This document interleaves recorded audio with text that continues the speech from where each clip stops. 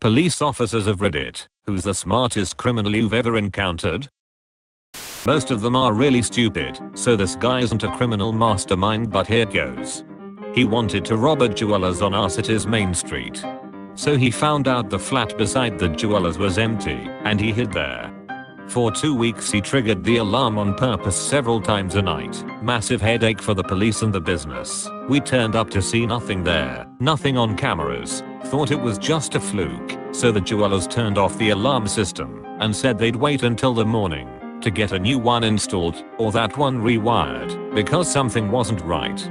As soon as he heard that, and the police leaving, he tore down the wall. Had already been working on this apparently, and robbed the place, taking his sweet time.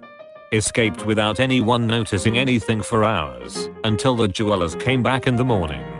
Then he tried to resell something he stole which had a serial number on it and got caught. So not that smart after all. Good effort though. A friend of my brother moved to Israel, where for a period of time it was always acceptable to drive with an American driver's license. He was pulled over for speeding, and when asked for his license, gave the officer his Costco card. Costco is a membership-based retail warehouse in the US and a few other countries. The exchange apparently went something like this. Officer, Costco? What is Costco? Friend, it's the state I'm from. Officer, that sounds made up.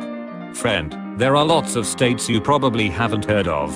Have you heard of Arkansas? How about Idaho? Officer, I guess not. Friend, well, I'm from the small state of Costco. The officer didn't have a response and wound up writing the ticket to someone with a Costco driver's license. Friend framed the ticket and still has it hanging on his wall. Well, there was this one guy, we'll call him Jack. Now, Jack stole stuff, but also involved a lot of people. One time, he was planning to steal a whole bunch of cars, all luxury cars.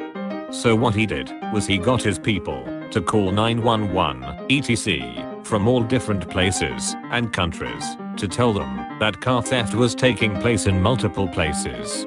Oh, he also only used a few people each time, so it was different voices, people, locations, etc. So the police went each time until he actually did the crime. Then no one came. He was never caught. When the owner of those cars came, the police didn't believe him. 10 out of 10 genius right there. The story goes like this. A homeowner walks out one morning to drive to work, only to find his car missing. He reports the car stolen to police. A few days later, his car is sitting back in front of his house. When he gets inside, he finds a note. It was an apology that said the thief was in dire need of quick transportation, and so he borrowed the first car he found with the keys inside. The writer noticed the sticker on the car for the local sports team, and just so there were no hard feelings, he left 4 tickets to an upcoming game in the glove box for the homeowner and his family. So the homeowner and his family attend the game. But when they return home, they find the house has been ransacked and all items of value are gone. There's a small tourist town where I grew up that is divided in half by a big river. The only way between the two sides is over a long bridge, unless you go all the way around another mountain pass. These guys called in like 2 to 3 bomb threats to a posh hotel on one side of the bridge. I think they even left some dummy packages. All the police went across the bridge to do crowd control, etc. The guys then called in a bomb threat on the bridge and started robbing stuff on the other side. The police couldn't be positive the bomb threat was real or not, and hesitated long enough to give the thieves a head start. Working in a home improvement store when younger, this guy came in, went to the snow blowers, took one and went to the return desk. Said he wanted to return it, but had no receipt. They told him you need a receipt, so he says, okay, I'll be back, and wheels it off to his car through the front door. He did this a few times apparently. Couple places even helped him load it back into his car. Obligatory, not a cop, but close on. 20 years ago now, a guy on Australia's Gold Coast got away with a bank robbery in broad daylight. He cased the bank for a while and discovered a pattern of the bank manager arriving about 30 minutes before anyone else each morning, where he would leave the front doors unlocked so staff could help themselves in without a key, or needing to wait for the boss to come and let them in.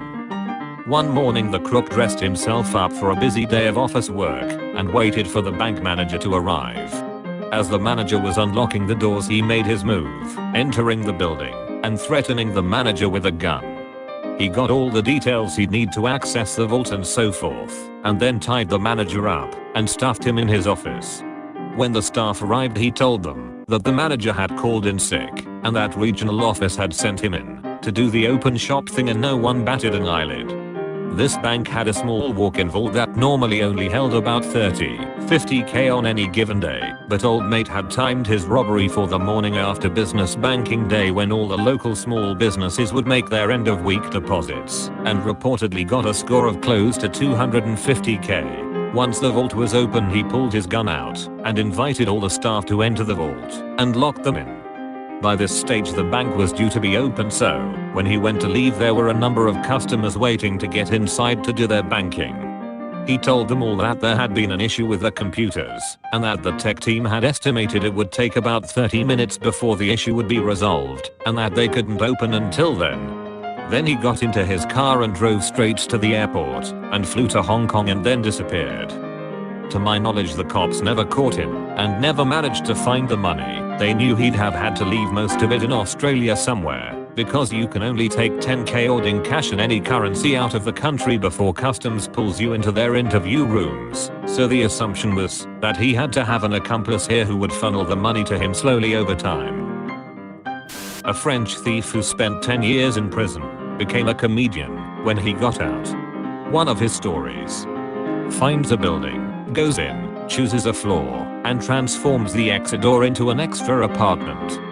Puts the apartment number, fake lock, welcome rug, etc. Puts an iPhone for sale.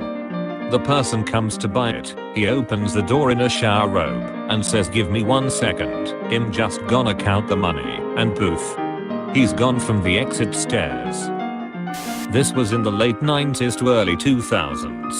A guy in my dorm came to school solely to deal drugs. He took out student loans, registered for a bunch of 300-person freshman survey courses where he would never be missed, then literally never went to class. All he did was go to raves and concerts and keggers and sell party drugs. After the first semester, he was suspended. He wrote the usual "I was young and dumb and in over my head" sob story and got put on probation for a semester. So he had a repeat of the fall. At the end of the year, he was kicked out and didn't care. He made something on the order of $150,000 in return for about $8,000 in student loans to cover a year of housing and tuition. So far as I know, he was never caught. It may have been a short-sighted maneuver in the long run, but in the short run it seemed fairly genius to effectively use federal loans to start your drug business. Probably someone who committed a crime I never solved.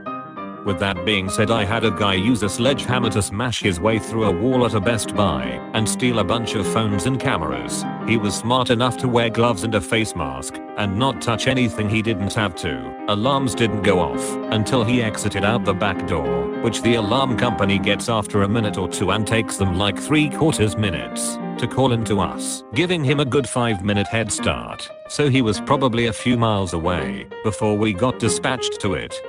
He clearly scoped out the area before doing his deed too. Smart dude. A guy, let's call him Dave, I worked with told this story. He was working at a Mercedes dealership. He was sitting at his desk when this well-dressed gentleman comes in and asks if he could test drive a specific car that was parked out front. It was also a busy day. Usually they are allowed to let people test drive by themselves after they have taken some form of a deposit or something. Maybe the official ID or something. Not really relevant. So Dave gives out the keys. The guy goes on his test drive and comes back a reasonable amount of time later. He walks in and hands off the key, gets his deposit/whatever back. This was about closing time, even possibly on a Friday. Everything is in order. Fast forward to the next business day. Dave's boss walks in and realizes that one of the Mercedes out front is gone. Dave has to explain that the car was returned and that they have the key and everything. Turns out the criminal didn't test drive. He drove somewhere to create a replica of the key and gave that replica back to the desk. He kept the real key. That smart son of a bitch. Thank you for watching. Subscribe for more daily uploads.